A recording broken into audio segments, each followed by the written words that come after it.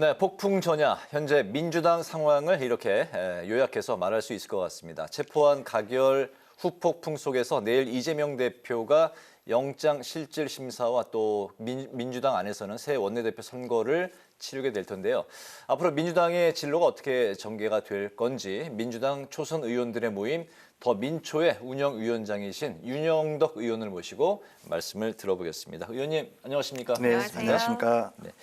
이재명 대표 체포 동의안 표결 결과 충격이 아직도 이제 민주당 안에 이제 짙게 드리워져 있는 것 같습니다. 예상을 뒤엎고 나온 가결, 의원님은 좀 어떻게 보셨습니까? 무엇보다도 안타깝고 뼈아프게 생각을 합니다. 민주당 의원들 대부분도 이런 상황에 대해서 미처 예측하지 못한 그런 결과라고 평가를 하고 계신 것 같고요. 네. 저는 이렇게 이재명 대표 단식에 돌입하면서 이후에 우리 의원님들 하루라도 동조 단식하면서 대표와 함께 하자 이런 제안도 했고 또 지난 주말에는 저도 이제 동조 단식을 하면서 네. 이렇게 투표에 임하는 그런 저 자신의 결이나 또 의원들의 마음을 모으기 위해서 노력을 했는데 저 또한 이렇게 가결될 것이라는 예상을 하지 못했고 가결 결과를 보고 제가 지역구가 광주인데요. 네. 제 지역 사무실에는 정말 항의 전화가 빗발쳤고 어떤 분들은 민주당이 실망해서 탈당하시겠다는 분들도 계셨고 그런 것 같습니다. 지금 저희 의원들이 제대로 된 결정을 하지 못한 것에 대해서 이렇게 당원들이 주고 계신 그런 질책 이걸 정말 뼈아프게 생각을 해야 될 것 같고요. 네. 다만 이러한 위기 상황에서도 민주당이 국민의 민생을 살피고 또 국정을 제대로 견인해 나갈 수 있는 힘을 갖기 위해서라도 더 강한 민주당으로 만들어 주셨으면 하는 그런 간곡한 바람을 말씀드리고 싶습니다. 네. 네. 이재명 대표가 불체포 특권 포기를 공언했던 지난 6월에는 가결 가능성이 점쳐졌었는데 이제 단식을 시작하면서는 당내 분위기가 좀 부결로 기운 게 아닌가 이런 예상들이 참 많았었거든요. 근데 이탈표가 최소 29표에서 최대 한 39표 정도까지 이렇게 예상이 되고 있는데 이 원인 어디에 있는지 좀 짚어볼 수 있을까요? 가결 부결 여부를 떠나서 제1야당 대표에게 구속영장을 청구한 검찰의 행태가 참으로 고약한 정치라고 저는 생각을 합니다. 이재명 대표에 대한 그 수사를 진행을 하면서 압수수색이 300번 넘게 이루어졌고 또 야당 대표가 도주 우려가 있다고 하는 것은 말이 되지 않고요. 이미 충분히 증거를 확보한 이상 증거인멸의 염려라고 하는 것도 있을 수 없는 문제라고 생각을 합니다. 지금 야당 대표에 대한 그 검찰의 총력적인 수사가 진행되고 있는 상황에서 어떤 그 자기 수사와 관련한 증거를 인멸한다고 하는 행위 자체가 가능할지 저는 도저히 이해를 할 수가 없고요. 이렇게 엄중한 상황이 됐는데 우리 가결을 한 의원들이 이런 상황을 예상을 했다고 한다면 그건 네. 정말 무책임한 정치라고 생각을 하고요. 이런 상황을 예상치 못했다고 하는 것도 저는 그 본인들이 갖고 있는 그런 표결의 의미를 너무 가볍게 생각한 거 아닌가 네. 하는 생각을 해보게 됩니다. 이게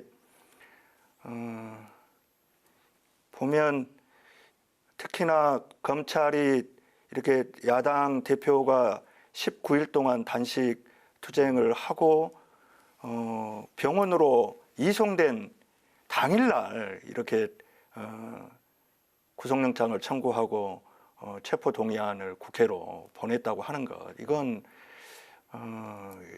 인간적인 도리로 봐도 그럴 수 있는 일인가 하는 정말 자괴감까지 드는데요. 이재명 대표가 수사를 거부하거나 네. 또는 재판을 받지 않겠다고 한 것도 아니지 않습니까? 또 비회기 중에 그 구속영장을 청구하고 그 체포동의 여부를 묻는 것이 필요치 않는 그런 상황도 충분히 주어졌었는데 네. 보란 듯이 정기국회 회기 기간 안에 이렇게 영장 청구를 하는 것, 이것은 너무도 명백하게 야당 탄압, 정적 제거를 위한 검찰의 정치 행위다 이렇게 생각을 합니다. 네, 그 의원님이 이제 계속해서 말씀을 하시면서 이게 무거운 마음이 지금 전해지는 것 같습니다. 이게 바로 이제 민주당 안에 내용이 깊어지고 있는 그런 분위기를 또 이제 대변을 하시는 것 같은데, 그 뭐 이탈표를 색출하자, 또 징계를 해야 된다. 이게 심리적 분당 사태가 아니냐. 이런 이제 이야기까지 나오고 있는데, 그런 이제 당내 수습, 뭐 개파 갈등을 이제 포함해서 당내 수습을 위해서 민주당이 좀 앞으로 어떻게 좀 나아가야 될지, 뭐 어떻게 생각하십니까? 우선 우리 민주당 같은 경우는 지금 상황에 대한 엄중함을 인식하는 것이 우선 필요한 것 같습니다.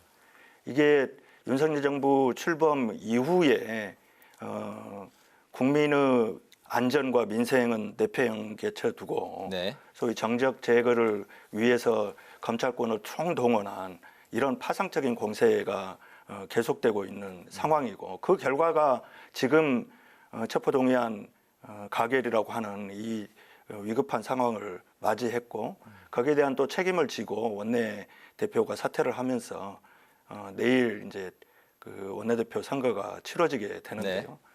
이 위중한 상황 속에서 무엇보다도 그 중요한 것은 민주당이 시급히 이 상황을 수습을 하고 민주당을 위해서라도 또 국민을 위해서 정말 전열을 정비해서 정기국회에서 진행되고 있는 국정감사를 통해서 윤석열 정부 이 무도한 폭정을 저지할 수 있는 그런 국정감사를 충실히 준비를 해야 될 것 같고요. 또 네. 이재명 대표가 내일 영장 실질심사를 받게 되는데, 그 상황에 대해서도 하나된 모습으로 대응을 해야 된다 이렇게 생각을 합니다. 네. 그렇죠. 그 내일 26일이 또 운명의 날이 아닐까 싶습니다. 내일 그 이슈가 큰 게 두 가지가 있죠. 말씀하셨던 그 영장 실질 심사 기각이 될 거라고 일단 전망을 하시는지 궁금한데, 구속이 되더라도 대표직 뭐 사퇴는 없을 것이다. 뭐 이런 전망이 높은 상황이고, 또 내일 그 원내대표 선거 역시 내 후보가 모두 친명계로 구성이 되어 있습니다. 이렇게 되면은 더 친명 체제가 공고해질 것이다. 자, 이런 예측이 있는데 이렇게 맞게 될까요? 어떻게 전망을 하실까요? 앞에서 말씀드렸다시피 일단 민주당으로서는 지금의 사태를 조기에 수습하는 것이 우선 중요한 문제인 것 같고요. 네. 제가 이제 초선 의원인데요. 정치 시작하고 나서 무슨 파 이런 네. 개파 이야기가 언론에서 많이 이야기가 네. 되는데, 저는 막상 의정활동하면서 그런 개파가 있나 하는 생각이 들었습니다. 네. 지금 민주당 안에는 어떤 특정한 개파가 있다기보다는 사안을 바라보는 다른 시각들이 존재한다. 이렇게 보는 것이 타당할 것 같고요. 네. 지금 뭐 상황에서도 친명이니 비명이니 반명이니 이런 것이 아니라 우리 당 의원들은 정말 당원들의 뜻에 따라서 또 국민들의 삶을 살피기 위해서 일하는 민주당파, 일종의 친민주당 계열이 있을 뿐이다. 저는 그렇게 믿고 싶고, 네. 또 체포동의안이 가결이 됐지만 가결되기 이전에도 이재명 대표 체제였습니다. 저는 가결된 이후에도 네. 이재명 대표 체제는 변함이 없을 것이다. 지금 중요한 것은 당을 조기에 수습하고 당원들이 열망하는 민주당으로 다시 거듭나는 그런 쇄신의 기회로 삼아야 할 때라고 생각을 합니다. 네, 내일 그 밤늦게쯤 아니면 새벽에 이제 결과가 나올 걸로 예상이 되는데 네. 조심스럽게 한번 예상을 네, 의원님은 전망을 좀 어떻게 해주시죠. 하실까요? 저는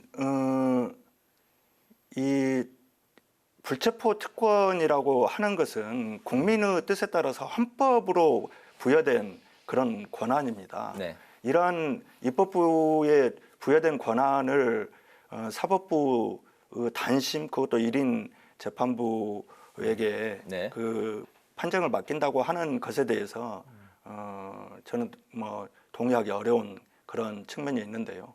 일단 지금 상황에서 체포동의안이 가결되고 내일 이제 구속적부심이 네. 열리기 때문에 그동안 진행된 이재명 대표에 대한 수사 과정을 보면 다수 국민들이 이건 부당한 정치 탄압 수사다 이렇게 생각을 하고 있고 결정적인 것은 2년여가 넘는 그런 수사 기간임에도 불구하고 의문을 갖고 있는 국민들을 설득할 만한 그 어떤 증거도 제시하고 있지 못한 그런 상황이고 당 대표라고 하는 그것도 제1야당 대표라고 하는 신분에 있고 또 지금 단식으로 건강이 좋지 않은 네. 그런 상황이기 때문에 재판부가 저는 법률상으로나 또는 국민의 뜻이나 네. 또는 지금 현재 상황에 대해서 제대로 된 현명한 판단을 할 것이라고 믿습니다. 알겠습니다. 내일 어쨌든 그 민주당으로서는 이제 커다란 이제 분수령이 이제 될 텐데 지난주에 또 이제 한덕수 국무총리 해임안 역시 이제 가결이 되지 않았습니까? 이에 대해서 이제 대통령실은 거부 의사를 이제 분명히 밝혔고 여당은 이제 해임 건의안으로 인해서 이제 국정 혼란이 야기된 데에 대해 대국민 사과를 지금 그 민주당이 요구하고 있습니다. 어떤 입장이실까요?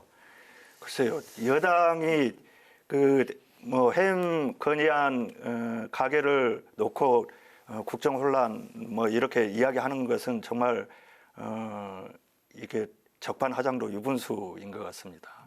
지금 상황을 초래한 이 윤석열 대통령과 네. 국민의힘 집권 여당의 그 무책임, 무대책, 무능력 이런 것에 대한 국민의 질타가 온갖 여론조사로도 다 드러나고 있지 않습니까?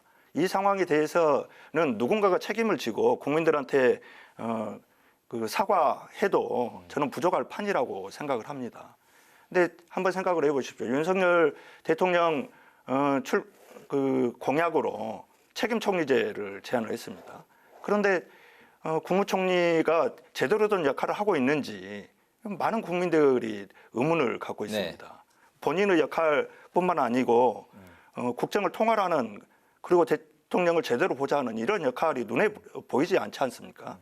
오히려 주 69시간제 뭐 수능 킬러 문항 문제 그리고 또 최근에 있었던 의경제도 제도입 이런 것과 관련해서 대통령과 뜻이 다른 것은 물론이고 부처 간에 그런 이견이 존재하는데도 불구하고 이런 것들을 제대로 해결하고 있지 못하고 모르겠습니다. 국민들께서 우리 한덕수 총리에 대해서 어떤 것을 기억하고 계실지 모르겠는데 제 기억에는 전벌이 야영장 가서 화장실 청소한 것밖에 기억이 없습니다. 알겠습니다. 이렇게 자기 역할을 예. 제대로 못하는 총리와 내각을 그대로 두고서는 이게 국가를 제대로 운영할 수 없다. 한덕수 네네. 총리 해임은 물론이고 내각 총사퇴를 통해서 네. 대통령께서 국정을 일신할 수 있는 그런 계기로 삼아야 된다. 이렇게 네. 말씀드리고 싶습니다. 네, 좀 여러모로 뭐 국회 국정이 혼란에 빠진 상황인 것 같은데 다음 달 그 10일부터는 또 국정감사가 시작이 되죠. 의원님이 속한 정무위도